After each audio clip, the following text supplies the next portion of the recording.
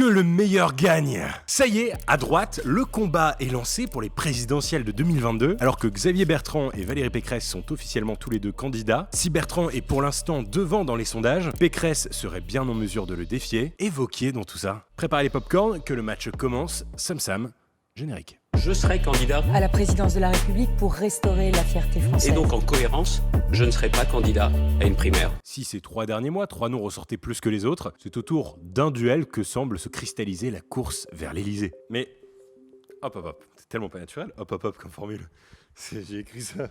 Mais tranquille, n'allons pas trop vite en besogne. Avant de lancer le match, je vous propose un petit retour sur les challengers. Je ne vais pas vous barber avec trop de détails, mais simplement les lignes principales qu'il faut savoir sur les potentiels candidats de la droite pour 2022. First challenger, Laurent Wauquiez. Il est président de la région Auvergne-Rhône-Alpes depuis 2015, énarque, député, secrétaire d'État, élu maire du Puy-en-Velay. Très belle commune. Des images tout de suite. La ville du Puy-en-Velay, une ville au fort caractère, point de départ depuis le Moyen-Âge du pèlerinage de Saint-Jacques-de-Compostelle. Voilà, c'était l'essentiel de ce qu'il y avait dans cette petite ville. Ministre par 2 fois, sous Nicolas Sarkozy. Pour les régionales, le mois dernier, qui font office d'échauffement pour nos politiciens, son thème phare était la sécurité. C'est le plus à droite de la droite, très conservateur et il bataille férocement le communautarisme. Lui est persuadé que pour se préparer à la présidentielle, il faut faire comme dans l'ancien temps, être à la tête de son parti, être le chef de son clan. Que de toute façon, les centres-droits sont partis chez Macron et que beaucoup d'électeurs du Rassemblement national, depuis le débat d'entre-deux tours raté objectivement de Marine Le Pen, ont été déçus et que sur le marché des électeurs, il y a des bons droitards à aller récupérer. Droitard, c'est affectif. Ça fait que c'est comme gauchiste, finalement, c'est bon. Mais en 2019, alors qu'il est à la tête de son parti, Wauquiez se prend un coup de massue sur la tête en présentant François-Xavier Bellamy, FX, entre nous on dit FX, en tête de liste des dernières élections européennes, avec, on s'en souvient, le score catastrophique historique de la droite à ce moment-là. Wauquiez décide aussitôt de quitter ses fonctions de chef de clan, laissant plus tard sa place à Christian Jacob. Et il faut bien le dire, des 3 que je vais vous présenter aujourd'hui, ce n'est pas le favori du tout, très abîmé par ce mauvais choix. Challenger numéro 2.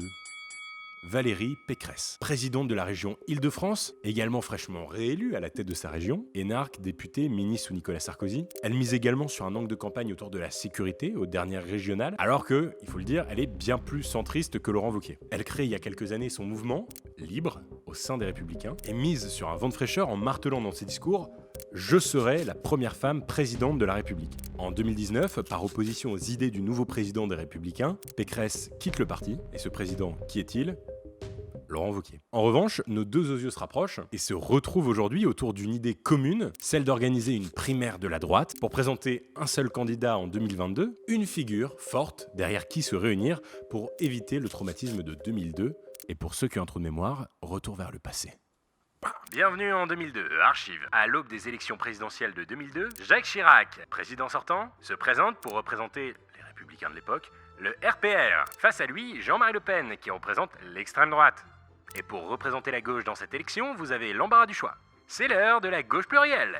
Le Parti Socialiste choisit Jospin, Lutte Ouvrière, Arlette Laguiller, le MDC, Jean-Pierre Chevènement, et nos amis les Verts ont choisi Noël Mamère. Et si ensemble, ces candidats de gauche représentaient ensemble 33% des suffrages, divisés, ils pulvériseront leur voix, et c'est cette division qui, à l'époque, permettra au Front National d'arriver pour la première fois de l'histoire au second tour des présidentielles. Mais retour en 2021, la classe politique, marquée par cet événement, est bien vaccinée cette fois-ci, sans mauvais jeu de mots. C'est pourquoi Wauquiez et Pécresse ont signé ensemble une tribune, avec notamment Bruno Retailleau, grand copain de François Fillon, il a coordonné sa campagne en 2017, pour organiser une grande primaire de la droite. Mais il y en a un qui veut pas. Ah, je vous le dis, il y a un mec, c'est pas son truc, hein, il veut pas jouer dans les clous.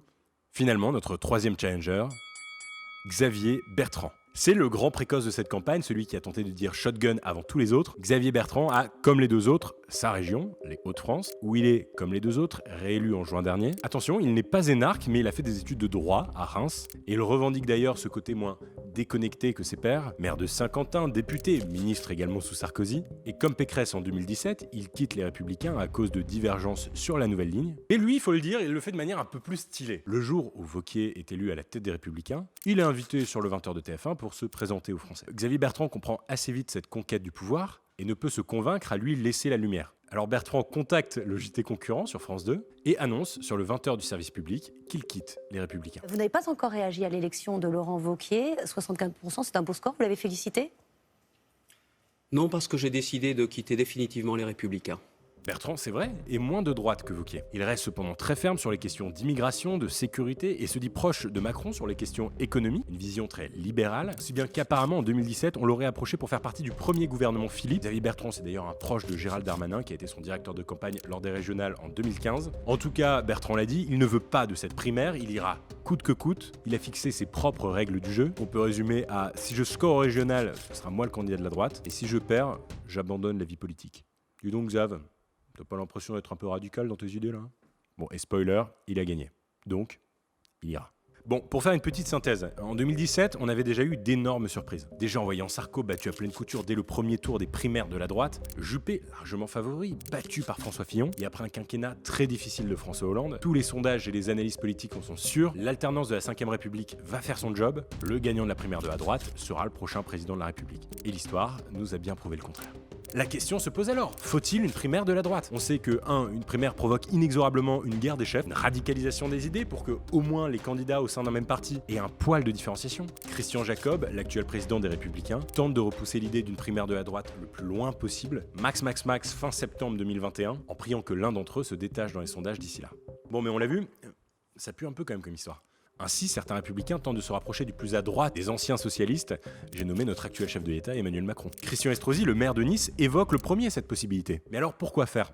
Foutu pour foutu. La ligne de la droite trop ambiguë, trop peu différenciante entre un Macron qui penche de plus en plus à droite et une Marine Le Pen qui atténue toutes ses positions. Je pose la question, y a-t-il encore une place pour un candidat des républicains? En tout cas, d'aucuns, même chez eux, pensent que non. Ainsi, ce qu'on va appeler la tentation Macron est forte si la droite veut espérer scorer aux législatives qui suivront le scrutin présidentiel. À l'heure où la République en marche est fragilisée, où des bruits de couloir annoncent une candidature de l'actuel chef de l'État sans étiquette politique, il faut bien le dire, ça aurait du sens, cette alliance peut arriver. Tandis que d'autres, plus minoritaires, aimeraient voir une candidature du polémiste Éric Zemmour, qui, quand on creuse bien, volerait plus de voix aux Républicains qu'au Rassemblement national.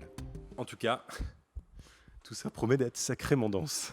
Bon, et maintenant j'aimerais vous dire un truc. Ces vidéos prennent un temps de dingue à préparer et, vous le voyez, elles ont encore un peu de mal à trouver leur public. Si t'as passé un chouette moment, si t'as appris des trucs, que évidemment tu es déjà abonné à la chaîne, j'aimerais t'inviter à mettre la cloche. On sort une vidéo de ce genre tous les mardis et tous les jeudis de la semaine. Si on pouvait avoir un petit collectif de fidèles à chaque fois qui arrivait sur les vidéos dès le début, je trouverais ça assez chouette. Je te présente un regard critique et engagé sur l'actu tous les jours sur mon compte Instagram. Et je te laisse avec mes anciennes vidéos. Ah bah tiens, regarde ce que je vais te sortir, Sam. Impression aux lignes claires. C'est vrai qu'on n'en parle plus d'Édouard Philippe. Édouard Philippe, ce sera pour 2027. Tant pis, EP. T'as raté le coche. Allez, abonne-toi.